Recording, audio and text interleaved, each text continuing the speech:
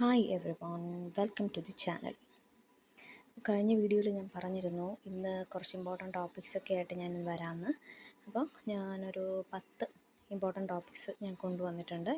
LGSന് വേണ്ടിയിട്ടുള്ള 10 important topics. പക്ഷേ നോട്ടുകൾ ഏത് എക്സാമിനും യൂസ്ഫുൾ ആയിട്ടുള്ള നോട്ടുകളൊക്കെ ആയിരിക്കും. LDC, UP, LGS, പിന്നെ അങ്ങനെ പല എക്സാംസിനും ഈ ഒരു നോട്ടുകൾ യൂസ്ഫുൾ ആയിരിക്കും. ഞാൻ ജസ്റ്റ് ഇതിൻ്റെ പോർഷൻസ് കവർ ചെയ്ത് പോകുന്ന രീതിയിലാണ് ക്ലാസ്സുകൾ. അപ്പം ഫസ്റ്റ് നമ്മൾ ഇതിനകത്ത് ആദ്യം നമ്മുടെ ഹോട്ട് ടോപ്പിക്സാണ്, ഈ ഒരു 10 ഹോട്ട് ടോപ്പിക്സ്. അത് ബേസ് ചെയ്ത് ക്ലാസ് ആയിരിക്കും ആദ്യം ഉണ്ടാവുന്നത്. പിന്നീട് syllabus wise, LGS syllabus wise തീർത്തു പോകും. പിന്നെ നിങ്ങൾ പറയുന്നതിനനുസരിച്ച് ഏതെങ്കിലും ഒരു എക്സാമിൻ്റെ സിലബസ് വൈസ് നമുക്ക് തീർത്തു പോകാവുന്നതാണ്. അപ്പോൾ ഫസ്റ്റ് വൺ എന്ന് പറയുന്നത്, ഇത് ഞാൻ കണ്ടുപിടിച്ച ഹോട്ട് ടോപ്പിക്സ് അല്ല, പല സാറന്മാർ പറഞ്ഞ് കേട്ടിട്ടുള്ള കുറച്ച് ഇമ്പോർട്ടൻ്റ് ആയിട്ടുള്ള ടോപ്പിക്സുകളാണിത്. ഒട്ടും നമുക്ക് ഈ ഒരു ടോപ്പിക്സ് മിസ്സാക്കാൻ പറ്റില്ല. കാരണം ഇതിന്ന് ഏത് എക്സാമിനും ഇതിന്ന് ചോദ്യങ്ങൾ വരാം, ഈ ടോപ്പിക്സ്. ഓക്കെ, അപ്പോൾ ഫസ്റ്റ് വൺ എന്ന് പറയുന്നത് വിറ്റാമിനുകൾ, ധാതുക്കൾ. Second one Vaikunda Swamikal. Third Kerala, ഭൂപ്രകൃതി വിഭജനം. പിന്നെ ഫോർത്ത് വൺ എന്ന് പറയുന്നത് തലച്ചോറ്, ഭാഗങ്ങൾ. ഫിഫ്ത്ത് വൺ കേരളത്തിലെ വൈദ്യുത പദ്ധതികൾ. Sixth one Raja Ram Mohan Roy. Seventh one NITI Aayog. Eighth one മൗലിക അവകാശങ്ങളും റിട്ടുകളും. നയൻത് കേരളത്തിലെ നദികൾ. പിന്നെ 10th വൺ ചട്ടമ്പി സ്വാമികൾ. ചട്ടമ്പി സ്വാമികളാണ് ഇപ്പം മിക്ക എക്സാംസിനും ചോദിച്ചു വരുന്ന ക്വസ്റ്റ്യൻ എന്ന് പറയുന്നത്, ചട്ടമ്പി സ്വാമികളും വൈകുണ്ഠ സ്വാമികളും. അപ്പം എന്താണ്, നമുക്ക് തുടങ്ങാം.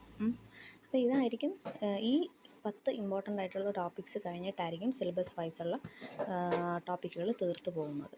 അതുപോലെ വീക്കിലി, അതായത് സാറ്റർഡേയ്സിൽ നമുക്ക് സാറ്റർഡേ ഓർ സൺഡേ നമുക്ക് ഞാനൊരു LGSൻ്റെ PYക്കും കൂടി ഷെയർ ചെയ്യാം. അപ്പോൾ ഇതുപോലെ നിങ്ങൾ രാവിലെ ഷെയർ ചെയ്ത് കഴിഞ്ഞാൽ, ക്വസ്റ്റ്യൻ ഷെയർ ചെയ്ത് കഴിഞ്ഞാൽ, ഒരു വൈകിട്ട് ഒരു 3-4 മണി 5 മണിയോടടുപ്പിച്ച് അതിൻ്റെ ആൻസറും ഞാൻ ഇതിനകത്ത് തന്നെ ഇടാം. അപ്പോൾ ഒന്ന് നമുക്ക് PYQസും കൂടി ഒന്ന് സോൾവ് ചെയ്ത് പോകാവുന്നതാണ്. ഓക്കെ, ഫസ്റ്റ് വൺ ജീവകങ്ങൾ. നമ്മൾ പറഞ്ഞു വൈറ്റമിൻസിൻ്റെയും മിനറൽസിൻ്റെയും കാര്യം. അപ്പം ആദ്യത്തെ ടോപ്പിക്ക് ജീവകങ്ങളാണ്. ജീവികൾ ആഹാരം സ്വീകരിക്കുകയും പ്രയോജനപ്പെടുത്തുകയും ചെയ്യുന്ന പ്രക്രിയയാണ് പോഷണം എന്ന് പറയുന്നത്. അപ്പോൾ പോഷണം എന്ന് പറഞ്ഞാൽ എന്താണ്? ജീവികൾ ആഹാരം സ്വീകരിക്കുകയും പ്രയോജനപ്പെടുത്തുകയും ചെയ്യുന്ന പ്രക്രിയ. പോഷണത്തെക്കുറിച്ചുള്ള പഠനമാണ് എന്ത്? ട്രോഫോളജി. ട്രോഫോളജി എന്താണ്? പോഷണത്തെക്കുറിച്ചുള്ള പഠനം. എല്ലാ ജീവജാലങ്ങളുടെയും കോശങ്ങളുടെയും ടിഷ്യൂകളുടെയും വിവിധ അവയവങ്ങളുടെയും പ്രവർത്തനത്തിന് ആവശ്യമായ രാസപദാർത്ഥങ്ങളെയാണ് നമ്മൾ പോഷകങ്ങളെന്ന് പറയുന്നത്. അപ്പം എന്താണ്, നമ്മുടെ ഭക്ഷണത്തിൽ എന്താണ് അളവിൽ കൂടുതലായിട്ടുള്ള പോഷകങ്ങൾ അടങ്ങിയിട്ടുണ്ട്. അതിനെയാണ് നമ്മൾ സ്ഥൂല പോഷകങ്ങളെന്ന് പറയുന്നത്. അതായത് ധാന്യം, മാംസ്യം, കൊഴുപ്പ് ഒക്കെ. അപ്പം നമ്മുടെ ശരീരത്തിന് കുറഞ്ഞ അളവിൽ ആവശ്യമായിട്ടുള്ള പോഷകങ്ങളെയാണ് നമ്മൾ സൂക്ഷ്മ പോഷകങ്ങളെന്ന് പറയുന്നത്. അതാണ് ജീവകങ്ങളും ധാതുക്കളും എന്ന് പറയുന്നത്. പോഷകാഹാരങ്ങളെക്കുറിച്ചുള്ള ഗവേഷണം നടത്തുന്ന സ്ഥാപനത്തെ നമ്മൾ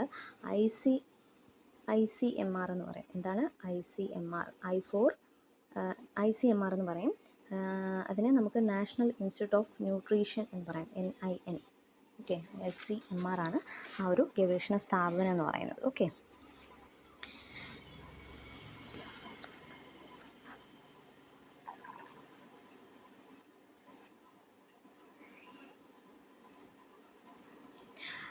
2018 സെപ്റ്റംബർ മുതൽ കേന്ദ്ര സർക്കാർ നാഷണൽ ന്യൂട്രീഷൻ മന്തായി ആചരിക്കുന്നു. അപ്പോൾ 2018 സെപ്റ്റംബർ മുതലാണ് കേന്ദ്ര സർക്കാർ നാഷണൽ ന്യൂട്രീഷൻ മന്തായിട്ട് ആചരിക്കുന്നത്. സെപ്റ്റംബർ 1 മുതൽ സെപ്റ്റംബർ 7 വരെയാണ് ദേശീയ പോഷകാഹാര വാരം ആചരിക്കുന്നത്. Okay, the national nutrition week 2021ൻ്റെ തീം എന്താണെന്ന് വെച്ചാൽ feeding smart right from start. അത് 2021ലെ തീമാണ്. അപ്പോൾ ഇപ്പോഴും ഇതുപോലെ തീംസൊക്കെ ഉണ്ട്, ഞാനത് റെഫർ ചെയ്തിട്ട് പറഞ്ഞുതരാം. ജീവകം എന്ന പദം നാമകരണം ചെയ്തത് ആരാണ്? കാസിമിർ ഫങ്കാണ് ജീവകം എന്ന പദം നാമകരണം ചെയ്തത്. ഓക്കെ, വിറ്റാമിൻ തെറാപ്പിയുടെ പിതാവാണ് നമ്മുടെ കാസിമിർ ഫങ്ക്. അപ്പോൾ ജീവകം എന്ന പദം നാമകരണം ചെയ്തു, അതോടൊപ്പം തന്നെ വിറ്റാമിൻ തെറാപ്പിയുടെ പിതാവ് എന്നറിയപ്പെടുന്നത് ആരാണ്? നമ്മുടെ കാസിമിർ ഫങ്കാണ്. കോ എൻസൈം എന്നറിയപ്പെടുന്ന ആഹാര ഘടകമാണ് ജീവകം. ജീവകത്തെ എന്തെന്നറിയപ്പെടുന്നു? കോ എൻസൈം. എന്താണ് കോ എൻസൈം? ആകെ 13 ജീവകങ്ങളുള്ളതിൽ 8 എണ്ണം ജീവകം ബി കോംപ്ലക്സിൽ ഉൾപ്പെടുന്നു. അപ്പോൾ 13 ജീവകങ്ങളാണ് നമുക്കുള്ളത്. 13 വൈറ്റമിൻസ് ഉണ്ട്. അതിൽ 8 എണ്ണം ജീവകം ബി കോംപ്ലക്സിൽ ഉൾപ്പെടുന്നവയാണ്. ജീവകങ്ങളെ രണ്ടായി തിരിച്ചിരിക്കുന്നു: കൊഴുപ്പിൽ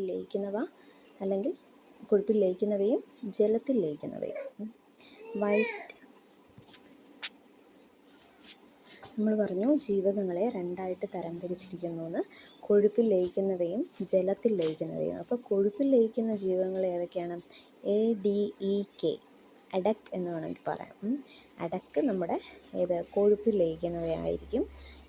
അതായത് vitamin A, vitamin D, vitamin E, vitamin K, ഇത് 4 എന്താണ്? കൊഴുപ്പിൽ ലയിക്കുന്ന ജീവകങ്ങളായിരിക്കും. പിന്നെ ജലത്തിൽ ലയിക്കുന്നവ എന്ന് പറയുന്നത് ബിയും സിയുമാണ്.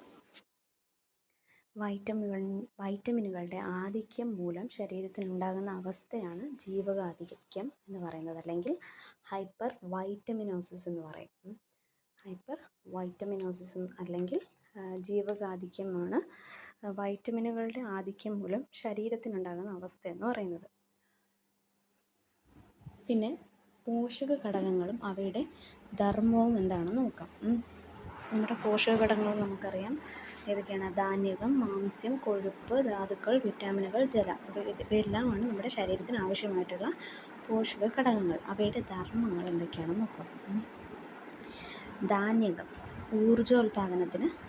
ഊർജോൽപാദനമാണ് അതിൻ്റെ ധർമ്മം എന്ന് പറയുന്നത്.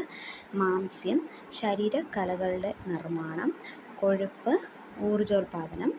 ധാതുക്കൾ ജീവൽ പ്രവർത്തനങ്ങളുടെ നിയന്ത്രണമാണ് അത് ധാതുക്കളുടെ ധർമ്മം എന്ന് പറയുന്നത്. അടുത്ത വിറ്റാമിനുകളുടെ ധർമ്മം എന്താണ്? ജീവൽ പ്രവർത്തനങ്ങൾക്ക് സഹായം അല്ലെങ്കിൽ നിയന്ത്രണം ചെയ്യുന്നു. പിന്നെ ജലം ജീവൽ പ്രവർത്തനങ്ങളെ സുഗമമാക്കാൻ വേണ്ടിയിട്ടാണ് ജലത്തിൻ്റെ ധർമ്മം എന്ന് പറഞ്ഞാൽ. അപ്പോൾ എത്രയാണ് പോഷക ഘടകങ്ങൾ?